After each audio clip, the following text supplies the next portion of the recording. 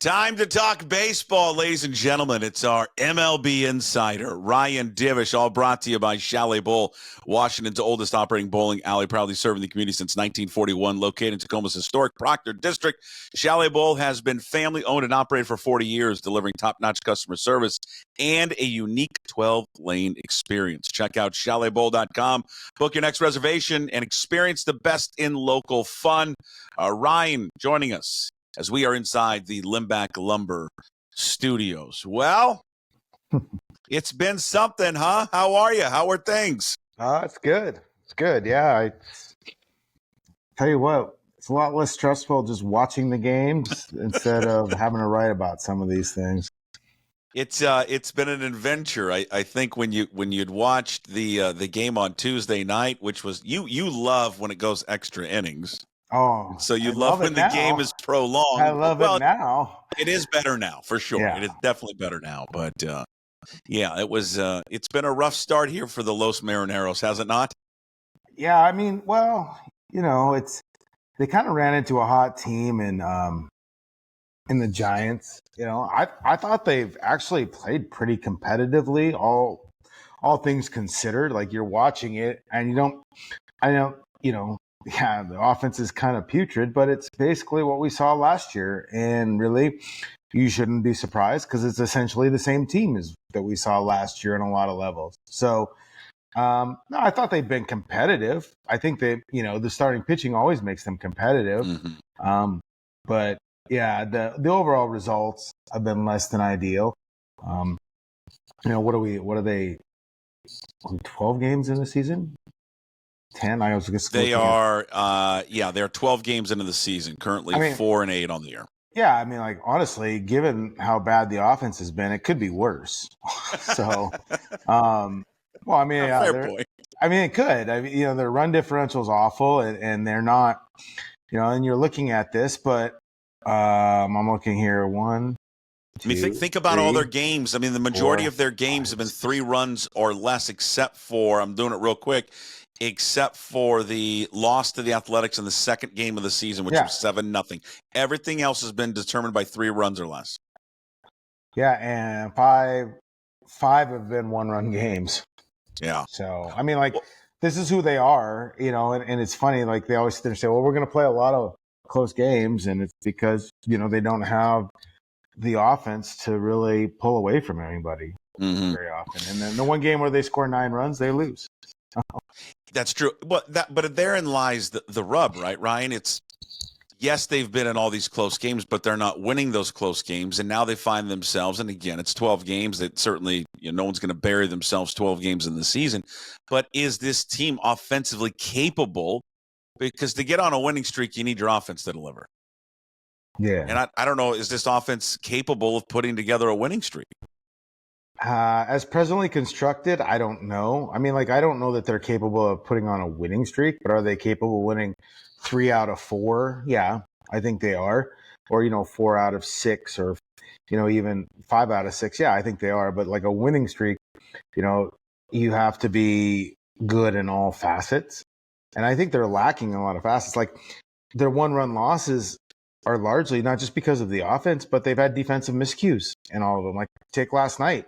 Dylan Moore fields that ball in regulation. You don't go to extra innings. Mm-hmm. We've seen that a couple different times where they fail to make some defensive plays late in games, and it's cost them runs, and they don't win those close games. So we knew that the defense would be an issue based on a lot of different things, and it has been. And then now you remove an everyday player out of your lineup, and that has an impact as well. I mean, I'm watching these other teams, though, in the division. I'm thinking, they're still fine. I mean, honestly, like, look at the Astros last night. I mean, they're not great.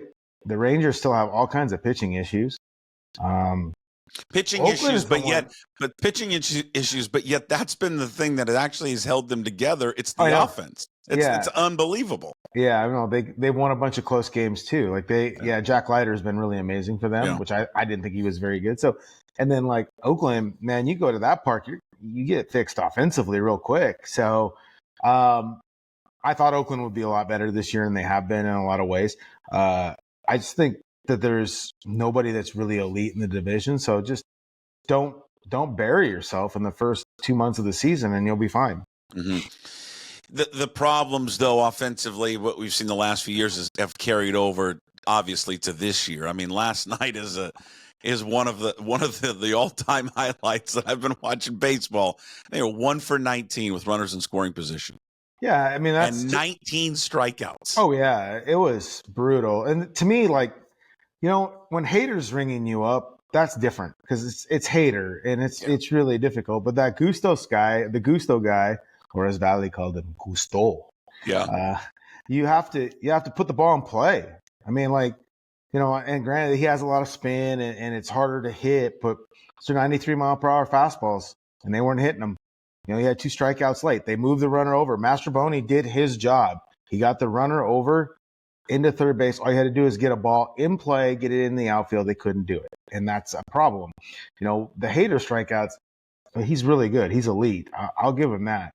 But they had opportunities before early in the game. The lefty breaking ball, the lefty off speed is like this team's kryptonite too. That Framber's always kind of, and Framber's mercurial. If you get him early, he'll, or if he doesn't get a call, he can kind of melt down mentally. But I don't know. I just, for as much as they preached about the approach to the big part of the park and stuff like that, they're still striking out at kind of a ridiculous rate. And it just seems like the guys that tend to strike out a little bit more seem to come up a lot with runners in scoring position.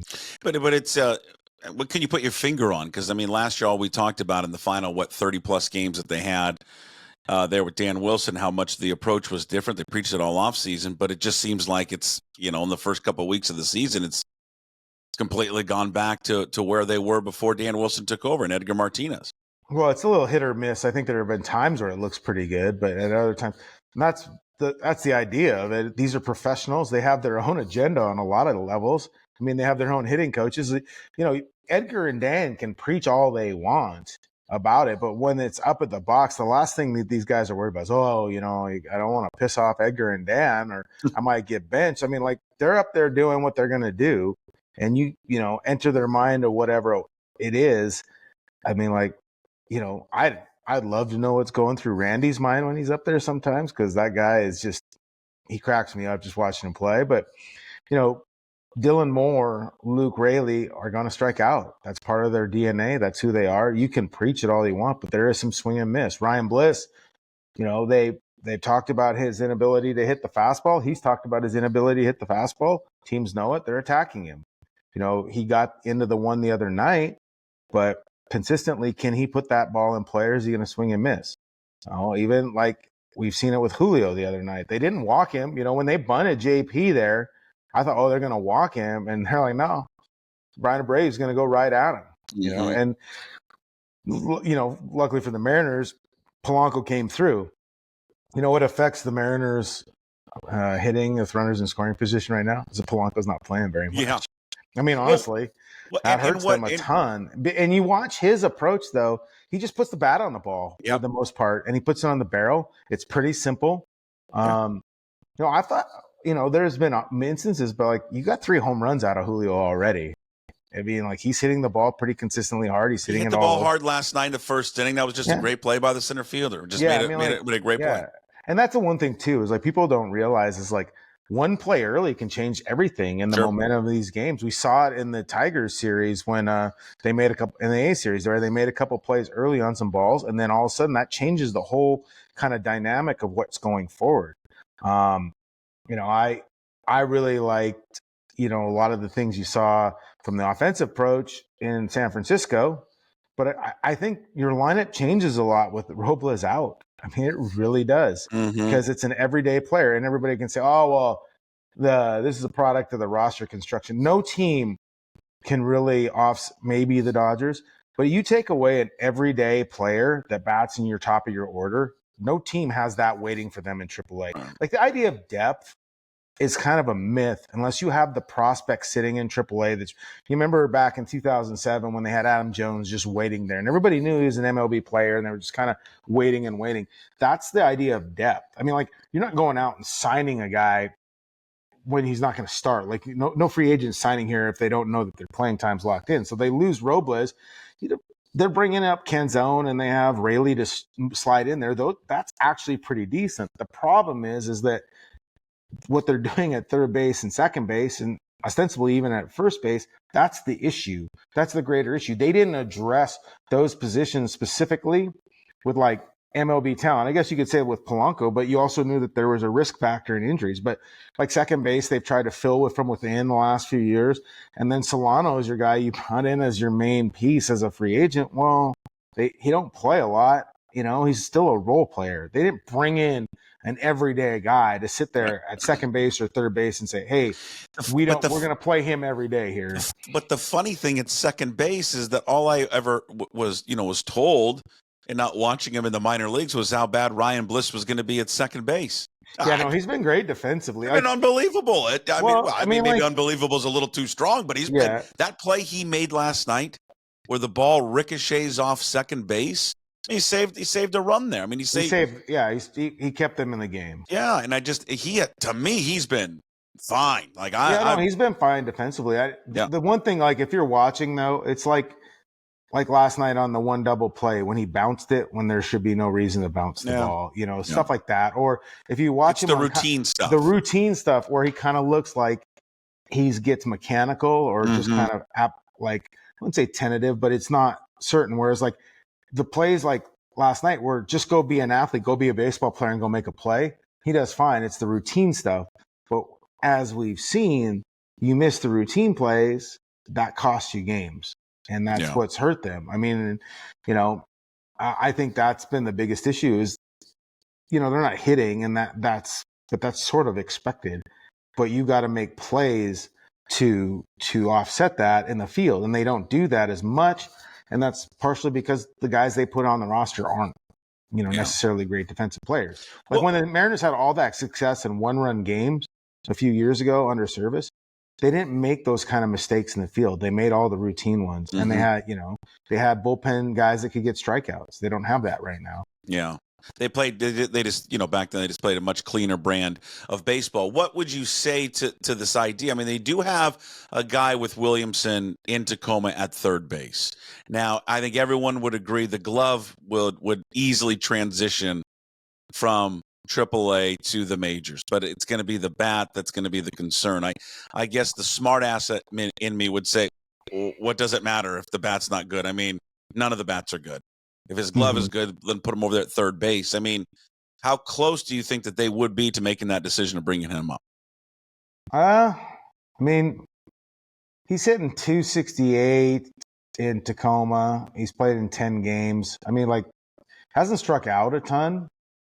No walks. I mean, it's not power, but I think at some point they may have to, a month from now, they may have to look at it if that's the case. And part of it is what are you seeing from Polanco? Is he going to end up being your full-time DH? Can he do that? Are you going to DH him more? With Williamson, sometimes it's not about how, and I've said this before, but it's not like everybody says, well, if he just hits 150, the defense is so good. But it's how you get to the 150. If it's a 150 with a 35% strikeout rate, well, that's what you can't have that. If it's 240, but he puts the ball in play and he's got a high OBP because he's working walks, okay, then, he's not a power hitter. But if you get, a decent average with a high OBP because he's a good base runner, then you're okay. But it's like if you're going to put him up there and he's going to strike out a ton and gets to 220 striking out that much, you can't have that because you already have guys that strike out quite a bit. I mean, that's the thing is it's a mindset of trying to put the ball in play and sacrificing, what your A swing is. If your A swing is producing a higher level of contact, and that's the mindset you have to have. Some of these guys, it's clear.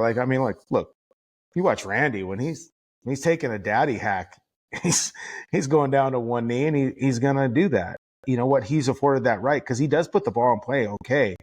But yeah, I think that's the biggest issue is it's just when these opportunities with runners in scoring position are coming up and you're getting some strikeouts or you're just not getting quality contact. Let's go back to the Robles injury. One, I mean, this is just devastating for this team. I mean, they just obviously they can't lose a guy like that offensively. What he sets the tone there, certainly at the top of their order. What 12 weeks is the best case scenario? It's kind of the That's way the the best math, case. yeah, the math maps out. As somebody who dislocated his shoulder and I chipped off a piece of bone in my shoulder by like crack it. I chipped off a piece of bone. I didn't know it. Actually lodged into my shoulder and created this massive bone spur. And you know how I did that, right? I was at a. Yeah, what are you doing there? I didn't touch anything. You got going on? Sorry. Oh, it was my Spotify kicked on. It was Tony Corners just going. I don't know. Anyways, you know how keep that in there. You know how I did that, right? I was at a co-rec softball tournament. Oh, smart, nice. But I wasn't playing. What did you do? I fell off the bleachers with a bottle of Fireball and landed on my shoulder. Try explaining that to your doctor. So, yeah. No. So like the crack. Was that after the fact? Is that after when they asked you how many drinks do you have per week? 2. Yeah. I didn't really even know. I dislocated it, and then as I rolled over, because I was half laughing, half crying, as I rolled over to get up, it popped back in, which was like pure relief. The next day it was like agony. It sounds miserable, but again, 12 weeks. Yeah, that's best case if he avoids surgery. If he has surgery, his season's over. Yeah, because like what happens is like it's loose. You know, the everything in there, once it dislocates, it gets loose, so it can come out a lot easier again. And this is a guy that plays like a total lunatic. So you're telling me you're gonna, he dives once wrong again, that thing pops out, you're done. I mean, like guys will do it. Guys will sit there and play, and it'll come out, and they'll put it back in, and then try and have the off-season surgery. It's his left arm, but and the one thing is he doesn't swing. His swing is a two-handed, more controlled, but it's always going to be there. So I mean, 12 weeks if everything goes right. And that's a problem. And it's not just like what he brings on like the stats or whatever. It's the energy that he brings to the field on a daily basis. It's like before it was with Suarez or some of these other guys. The energy he brings and kind of that enthusiasm, that's lost on these guys, and it's going to be missed. And he's pretty good defensively, and he did a lot. And they don't have somebody that just fills that need. Like Dom Canzone and Luke Raley are fine. Luke Raley's an above average major league player. Dom Canzone basically on stats is about a replacement level player. And that's okay. And teams have to deal with that. It's when you're not getting production at the other positions, when second base isn't consistent, when you don't know really what your third base position is.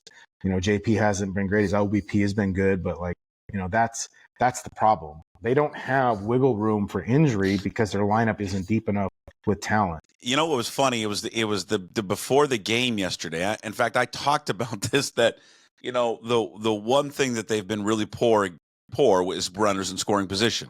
They're dead last in every category with that. The one positive, I was like, you know what though, there are 2 positives, and maybe it gets better. One was the walks; they're walking a lot. Yeah, and the other one was strikeouts. They were middle of Major League Baseball until yesterday. Yeah. They were middle of the pack in baseball, and I was just like, hey, it's not. I'm not having a parade about it. But at least they're not dead last, where they've been consistently. They were like 16th going into the game yesterday, and then they promptly strike out 19 Well, times. I mean, that's the thing about ratings 12 games in. It can change. Just like Rafael Devers was like 0 for 16, and then he went 10 for 10. Yeah, he's a pretty good hitter. He went from 0 to 270 in like 4 games. That's unbelievable. It's, I mean, like this isn't – to me, like what we've seen from the offense, I don't think that's necessarily who it is completely. I thought basically that it would be better than it was last year on a lot of levels. Yeah. But some of that's based on personnel. Like having Robles in there was, he would reduce your strikeout percentage because he doesn't, he kind of battles. So he's out. And I thought, seeing Polanco hitting as well as he was, that would change the offensive math a little bit, but he's not playing consistently. So, now you're putting out guys with more of a strikeout tendency in your daily lineup. Like you look at that lineup yesterday, and our buddy Akita was just like, take the under 5.5 all day long, like under 6.5, because we should bring back the bet M's under Summer. I mean, like, or the first 5 under a lot of times if they're facing like a lefty starter. Yeah. But like, some of it's just like I said, the timing of it all. I think the Giants will be a pretty decent team, but they just kind of ran into a buzzsaw that Elliot, I don't know how to say it. Elliot Ramos was just on fire. Like, you couldn't throw him anything. He was hitting it, and so. And I guess if you want to be glass half full with that series, I mean, and again, we've talked about this so much though, and this is again, I'm not getting overly frustrated with them, even after the first week of the season, when people want to burn the boat, and listen, I get it too, and I understand it because it's been this way forever. I just went into the season. I think you and I even talked about this. I just went into the season knowing this is how they were going to win, and knowing this is how they were going to lose games. If you look at the San Francisco series, tilt your head the other way, they take 2 out of 3 against them. And again, I know people don't want to hear that. And I don't even like saying it, but it's the reality. I mean, they lost an extra inning game, and then they lost, a game in the 9th inning, but which easily could have gone the other way for them. The thing you have to look at, is it talent or execution that has been their biggest aspect in these defeats? It's some mixture of both on some level. But like you said, tilt your head sideways. You execute 4 plays, that's 4 victories. Right. Or it really is. It's like you execute 4 plays, it's 4 victories. Or you get, look at all these 1-run games. You say you get 2 hits with runners in scoring position, or even 2 less strikeouts with runners in scoring position, your outcome changes. And that's the problem. And it's a tough way to play on that margin. I think it wears on players knowing that. And you're already playing these games early, and you're just beating the shit out of your bullpen. Oh, you're killing it. I mean, so to answer your question, it's talent. Yeah. Some of it is talent and some of it's execution. You have, because again, like, if Polanco is in the lineup 90% of the time, their hitting is a little bit better because he is swinging it well. Defensively, though, are they worse if he's out there? I think that's they gambled a little bit on having him play third base, knowing it was a surgically repaired knee, and I think that's hurt him. Although apparently now it's his side issue too that they didn't know about. And I felt bad for the writers on that because Dan tells him it's his knee, and then Hollander says it's his side, and then like nobody wants to be wrong on that sort of stuff. No, but it is very confusing what he is dealing with. No, and like we just don't know. And then he's in and out of the lineup, so it begs the question: why was he not in the lineup yesterday? Was he in the lineup yesterday because of his knee, or is it the side issue? Yeah, and then like they said he was available, but then he wasn't, obviously, and so it's like there was a lot of weird things about Tuesday's game. Number one was that. Yeah. Was the whole okay, if he's healthy, why is he not in the lineup against a guy that he actually hits? Yeah. That's number one. Number two, someone's got to explain to me what Dan Wilson was thinking in the 9th inning, because I don't get it. You have your closer. It's the top of the 9th inning. That's when you use him. I don't. There is no debate on that. Yeah. And then he had him up, and then he didn't use him, and he uses him in the 10th inning. Like that, there is no rhyme or reason to that. Because it was the top of the order too, wasn't it, for Santos? Yeah, I don't get that. Like there's someone who's much smarter with baseball, like you or anyone else, has got to explain that to me. Yeah, I don't know that Dan's going to explain it to you, though. Well, he didn't really explain it. He just kind of said, well, this is kind of what we went with. I mean, he doesn't give you much in the postgame and whatever. He doesn't give you a lot in the pregame either. There just wasn't. I mean, I have just got to know why. I mean, coming up, he had Jeremy Pena, Rogers, and Diaz in that top of the 9th inning. But I mean, everybody in that stadium, unless they're playing by a different set of rules, understands that you can win it in the bottom of the 9th. You use the guy there to win the game. Well, there is no save situation for your closer at home after the 9th inning. Right. And so why go to Carlos Vargas there? I'll say this about Carlos Vargas. He's been a lot better than I thought, because I thought that guy sucked. Yeah, and he's got great hair. I love the hair. And they're going to have to go get a reliever today. Poor Jesse Hahn, who actually pitched pretty damn well, is going to probably get sent down because got a lot of movement on that ball. Yeah. That thing dances around a lot. I don't, the one thing is like, and it's probably because Dan's feeling his way. He's not very, he doesn't really explain his process or his thinking, you know, and like whereas Scott was super kind of open. Here's why we did it. This is what we were seeing. This is what the numbers told us. This is our belief. Like you kind of knew, even, after years and years of Scott and how they did stuff, you knew how he was going to play his bullpen. He was going to use his guys for certain situations, and that's how it's going to be.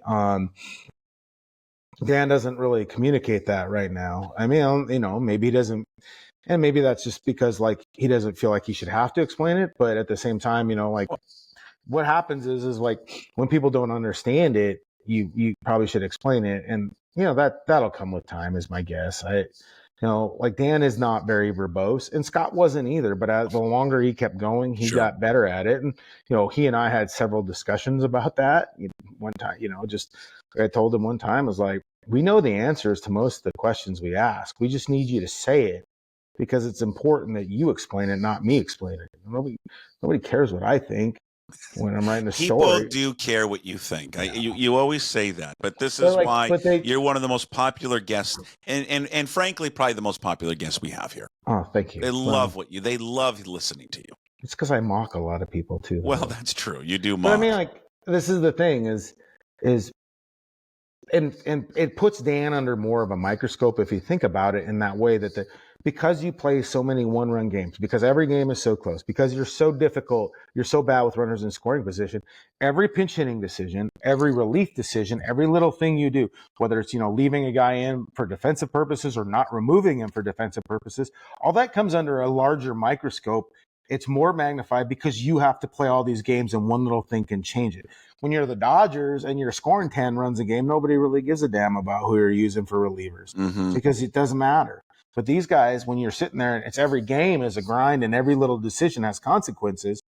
Yeah, I mean, like that goes into it. It's like, what is your process for determining this versus, it's like sometimes it's the outcome versus the process. And that's kind of like the whole idea of the record now and the whole it's early stuff. Yeah, the wins matter now as much as they do.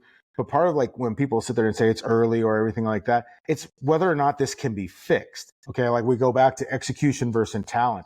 If they execute better, can they offset the lack of talent? That's the question. Sure.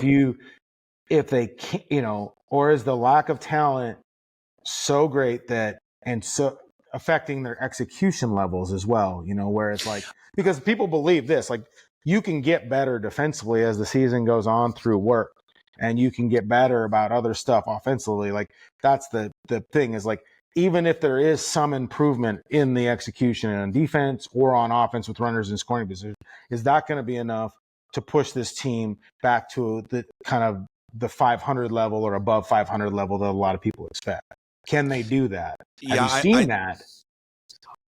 Yeah, I think the lack of talent, especially now with Robles out, is going to be the real defining factor for them, because talent helps offset execution if you have lots of talent. And there's just no replacement for him, and on just so many levels. It's not just the ball player, right? It's not just what he does in the field, what he does at the plate. It's the charisma that guy carries. Mm-hmm. They feed off him. Yep. They feed off his high energy. And when you lose somebody like that, I just think that permeates throughout an entire team, an entire clubhouse.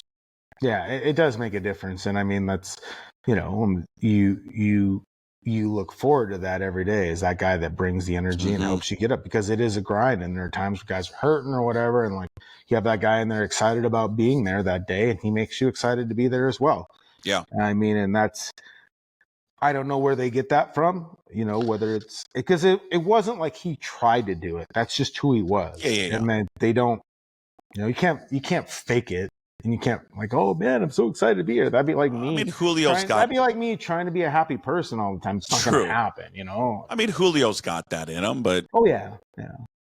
But like, I mean, Julio also carries a lot of expectations and weight on his shoulders for his performance. So like, having to be that other guy too is not, yeah, absolutely. Well. Did you happen to see? The video of the kids at the game last night? No, which one? They're showing a lot of them. There's on the Jumbotron that have the T-shirts. Oh no. that on the back of it said "Sell the team"? Oh no, I've seen those already. Yeah. Have you seen that? Yeah, because I saw a guy wearing like a 54 jersey with the word Yeah, percent but these are across. kids. These are like 12-year-old kids. Well, I mean, they're going to do what their parents tell them. I mean, like, I know, but I can't believe. I want to see. I'm going to show it to you. This was hilarious. Did Did you see Goldie it? discuss it? Uh, you know what? I know because I didn't see it on the broadcast. Oh, They just showed it on the jumbotron. See, and they did a good job because they put it on the back. oh, They didn't put it on the front in order to not get caught. yeah. Smart by these kids. Some root cameraman's getting in trouble for that today, I'm sure. Well, people were like, God, I can't believe they even showed that on the jumbotron, especially when the kids turned around and it said "Sell the team." How they didn't quickly just pan out of that and just stop it. You're right. Somebody with the camera that pointed at those somebody's kids. getting their ass chewed by Martinez today. You know, like, but that's another thing. Like, I mean, like, and we talked about this last year at the end, just that tension around that team, and there's tension right now. You know, I mean, I'm not there. I texted with my guys, and like it grows exponentially because it's their carryover, and that's what I think, you know, like Dipoto and Holler said, we're not trying to win the off season, no, but like it does create a level of tension within the fan base, within the clubhouse, the organization that like, you know, when you don't start well, you're not playing well, then all of a sudden you're looking around, and that's what the off season fosters a little bit. I mean, like, you know, for all the things that all the players said about, I just have to focus on myself. I just want to do this. You know, I have to be better too. That's their way of avoiding the fact that they probably wanted more help. You know, they wanted more. They wanted the organization to do more. You know, and we'll see if it happens over the course of the summer. I know that they're poised to move prospects to get guys, but that market does not open up for a while. You know, and a team like the Giants, who we thought might not be very good and be willing to sell, all of a sudden they're playing well. Like, who's going to be selling pieces? If it's just the White Sox and the Marlins that suck again, well, they don't have anybody that you wanted in the first place. They tried, you know, they looked at that this offseason. So that will be the interesting thing, is when can they do more? And are there internal options to help raise the level of talent? But right now, I mean, now there's not. No, probably not. I mean, you know, Kirby comes back. Troy Taylor will come back eventually here hope by May 1st. Troy Taylor, Brash, Kirby are all back. That changes your math a little bit. But from a position player standpoint, like, there's nobody in-house that you just sit there and say, okay, because you're like, essentially what you're doing is replacing replacement level with replacement level. As good as Ben Williamson is defensively, his bat makes him, you know, lowers his overall value of what it is.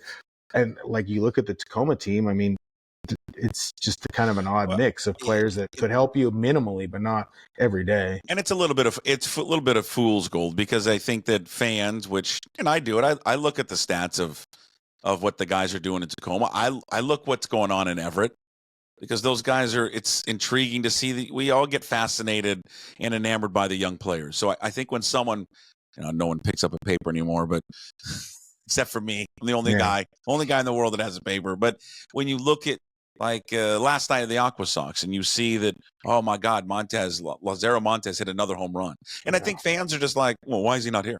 He should be here. He's hitting the ball over the place. Or why isn't Young here? Or why isn't Emerson here? I mean, they look at the numbers and they're eye popping, but it's such a huge jump from where those guys are at right now to what they're gonna be or where they want to be, that it just they'd be overwhelmed. Yeah, I mean, like, PCL is traditionally a hitter-friendly league, so you have to take I mean, Jose Marmoleos was a hitting god in AAA. I mean, he hit like 375, I swear, you know, and I mean, so Jeff Clement, hitting god in AAA, 380. I think he hit 375, 380 one year in AAA. So you have to take those numbers with a grain of salt. And even like Funko Field, most scouts don't go scout Funko Field because the wall and the dimensions of the park make it a little unrealistic of what truly is or isn't for a hitter. I mean, you can watch the process, but like the results are a little different. We talked about this a little bit, just how verbose Dan Wilson can be. He was asked, several times about getting the offense going last night, and reading just from Adam Jude's piece, and he said there was a follow-up question, to that. How do you get it going? He said, "Quote: These guys are trying to make their adjustments, and all we can do is get ready for tomorrow. Be ready for those situations tomorrow." Yeah, I mean, I guess if I would say, what do you want him to say? Hey, we just got to go hit and we'll be fine. It's guys like me, like us, will probably make fun of him no matter what he would have said. But yeah, I mean, a couple of my buddies and are always joking, is like, you have to drink every time he says battled or we're fighting or battling. He does like a good fighting. But I mean, it's really all I can say is just, other than that, then do better. Like the shirts, just do better. Yeah. I mean, and I think, again, you're getting into the situation where a bunch of guys are kind of scuffling and they're trying to get results, especially with runners in scoring position. They're aware they don't want to lose, so they're trying to be the ones to score them. Sometimes you get out of your approach. I thought, like, Randy's approach has been pretty good. Like, he knows what he wants to swing at. Sometimes he knows when he doesn't want to swing at anything. Like, I'll give him that. And there have been times where I thought they've been a little over aggressive on pitches. Guys are struggling or whatever. But for me, like, you're watching late innings, delivering in late innings against the team's closer, with runners in scoring position. Yeah, you gotta, the great teams do that from time to time, but you're still, your odds of success. Like that guy from the Giants closer that pitched at WSU, Walker. Yeah, Ryan Walker, the guy who was a locksmith during COVID, and I wrote a story about that. How do you hit him? Honestly, one body's going this way, arm's going that way, and it's 97. Like, how the hell do you hit him? Yeah. Hader, if you're left-handed, leave him. I mean, Rayleigh battled him. I'll give him battle, but that's just difficult. They got to do better against the starter. They got to be better against the starter, and they got to be better against the non-closer reliever. It just comes back, though, to the overall theme, of the show today. It's just, it's talent versus execution. I just think and again, I agree with you, and I think we both agree that it's obviously a combination of both, but it just does come down more to just the lack of talent that they have on this baseball team. And it's just something that we all and all fans harped on the offseason, even the team itself. They just needed to add more talent to this team. And it wasn't even just one player, Ryan. It was multiple players. And for whatever reason, multitude of reasons, they just couldn't get it done. Yeah. And I mean, this is probably how they're going to play quite a bit. There'll be stretches where they look really tough offensively, and maybe there's some shift in the dynamic, but removing Robles for 3 months does not help that dynamic in any way. They need some guys to be something more than they've been, not just this year, but last year and the year before that. They need them to turn into something more if they want to have a chance. Otherwise, it's just going to be a bunch of one-run games and whether or not they can win them. And you could get the frustration last night, and I was a little taken aback from Goldsmith and even Valley. Yeah. They're just like, it almost, you can't sustain this style of play. You can't keep playing all of these close games and expect to make it through 162 games playing this way. Because there's a level of luck in it, like the 1-run record and stuff like that. Like the sabermetricians will tell you that there's a lot of luck in that involved. Again, it's a bounce here, a bounce there. Like if that ball doesn't hit the bag and just skips through past Bliss, they lost anyways, but like there's a luck factor in that. He made a play. It's like Dylan Moore takes it off there, makes an unbelievable play there, but also takes a bad hop on the other one. So it's like that part of 1-run games, you can say, and like Service love to talk about this, like, we're good in 1-run games because we execute, and he is correct. Yeah. And if you have the right pitching to get swings and misses, that helps a lot. But there is a luck factor involved in all of that as well. And, ideally, you want to have enough talent to remove some of the luck factor in it, that you don't put yourself always in that position. And again, like we've said before, it just wears on you playing like that all the time. And it wears on a fan base. It's high stress. It's just high stress every single night. Yeah, because every night. Because it always, the impetus to perform or to execute in like game-winning situations is there every time you step to the plate, or every ball that's hit you, or every pitch you have to make if the game is on the line. That's a tough way to play for 162. And they've already done that for 10 out of the 12 games. Right. Give me an update on the Havre North Stars. Where are we at? We had some practice. We had tryouts, because, you don't have, it's not like we have 100 kids trying out. It was 35 to 40 mile per hour winds. And me being me, we did pop fly drills for a good 30 minutes just to see how they adjusted. Okay, wow. What was the temperature outside? It was like in the 60s or so. Oh, okay, that's perfect. It was sunny. It's just windy. I ate about a pound of dirt, but they liked it when they were up at the plate hitting. And we did I bet they were. Well, it was like we tried to do there was 28 kids at one practice, so trying to get through the hitting and stuff. It was a 3-hour practice. It was that's a lot of kids. Yeah, we were trying to get it all. And the funny thing is, it ranged from age 13 to age 19 at practice. Wow. So we had to at one point we have this one lineman named Tommy. He's one of the top offensive linemen in the state. His name is Tommy Lewis, and he is 6'6" and about 310 pounds. And so he gets up, and I'm doing front toss on the field, and I got 13-year-olds standing at shortstop. I'm like, get back! Yeah, no. They're trying to, they're trying to field these top spin line drives. I'm just thinking, and of course, none of these kids wear cups, Puckett. None of them. That's just a trend. Yeah, it just nobody does. So what do we happen? We have the 13-year-olds taking ground balls. What happens? First ground ball hits a kid right in the beanbag. He's down on the ground.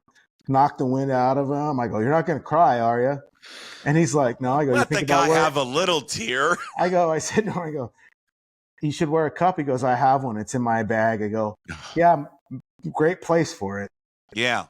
And Put it on. And then me being me, I go, man, you haven't fielded a ground ball cleanly in like our last 5 workouts. Maybe you should probably wear that thing, How are you you working on fly balls? How are you at hitting the fungo? I can be absolutely cruel with it because really? I can hit it pretty well. Really? I didn't hit any bombs out, but I can get them up there. I can hit some big league pop-ups. Oh, good. And that's the thing is we were hitting terrible at it. We were hitting some high pop flies, and so nobody's going to hit them as high as we hit them. But we kind of subscribe to we make practice hard, games are going to be easy, so we make it difficult. That's good. And they did adjust, but 35 to 40 mile per hour winds, you don't really know how it's going to gust or anything like that. I can't wait to get the stories of how you are as a manager. Yeah. Well, Coach. Booth and those guys were trying to start a pool about when I will get ejected from a game. Do you think you will get ejected? I've seen our umping, yes, probably. I've never I coached for 6 or 7 years, and I never get close. No, I got close. I used to get especially in our hometown games. My one friend Tony, who's a great ump, he could, probably could have made it through all the way up to the big leagues, and I used to just get, that's enough, Ryan. That'd be that's when I knew I had to kind of, I'd taken it a step too far. But I know I've never been ejected as a coach. Once as a player in high school. Okay. And then once as a player in college. All right. When is the first game for the North Stars? April 27th. April 27th. Where are we in Havre? In Havre versus Kalispell. We're playing in Havre.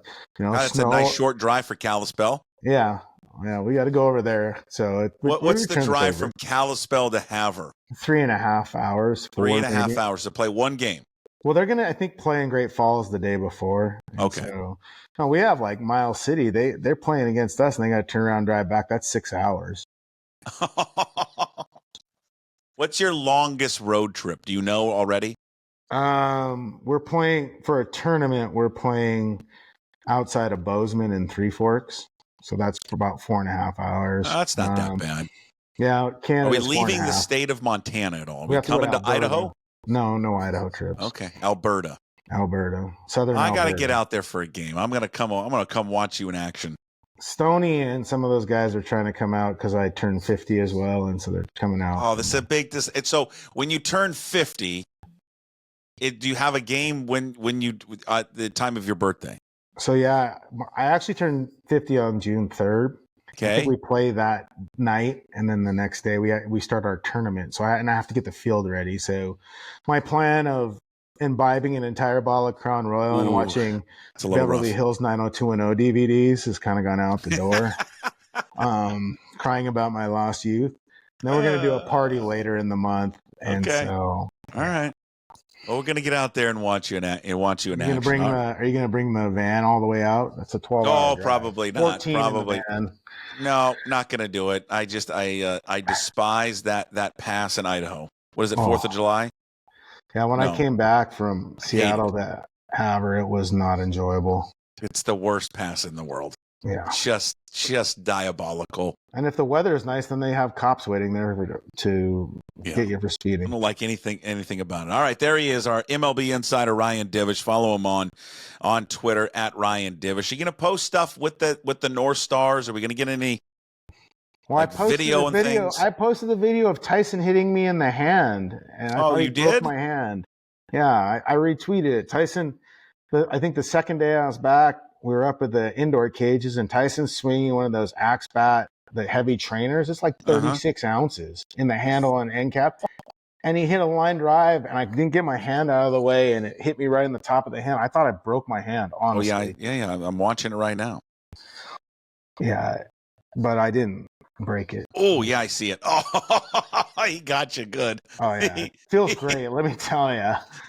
Hold on. People are like, hey, I want to see it. Oh, you guys got a whole Twitter follow, too. Yeah. What am I got to do this? Hold on. Let me share. I haven't really updated that much yet. Well, let's share it. Come on. There it is. Well, I want to go back to when you get hit. How do I go back? Hold on. When you get hit. Watch I think it there's right an here. F-bomb. Hold on. It's coming up right here. I think it's this next one for the viewers. Yeah, next one. All right. Here it comes. It's coming. Ow.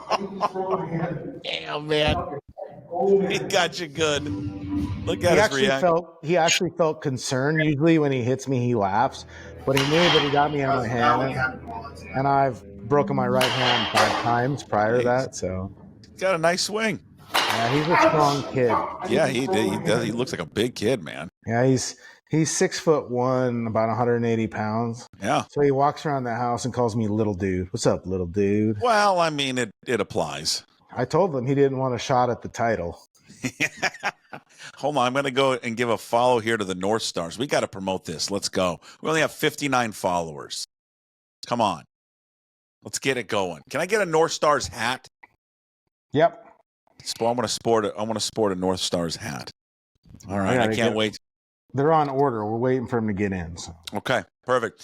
All right, there he is, ladies and gentlemen, our MLB insider, Ryan Divish. It's all brought to you by Chalet Bowl, Washington's oldest operating bowling alley. It's serving the community since 1941, located in Tacoma's historic Proctor District. Family-owned and operated for 40 years, delivering top-notch customer service, unique 12-lane experience. Check them out at chaletbowl.com to book your next reservation. Experience the best in local fun. All right. Good luck to the Havre North Stars. Continued success on the diamond in practice, and we'll talk next week. Thanks, Div. Shout out to Floaty DeWitt, since he's leaving. Proud member of the Pucks posse, Chris DeWitt, Mariners clubhouse guy. You know what I mean? He's leaving. No, I said he's not leaving. I thought God, you gave me like a heart attack. I thought you said he's leaving. Shout out to DeWitt. Yeah, he always because he listens and he gets mad. Like, when are you going to do another podcast? Yeah, he does. It's every week. I know. Chris. Nobody can complain about me not doing the Extra Innings podcast. I can't do it anymore. So yeah, it's this one. All right, bud. We'll see you next week. See you.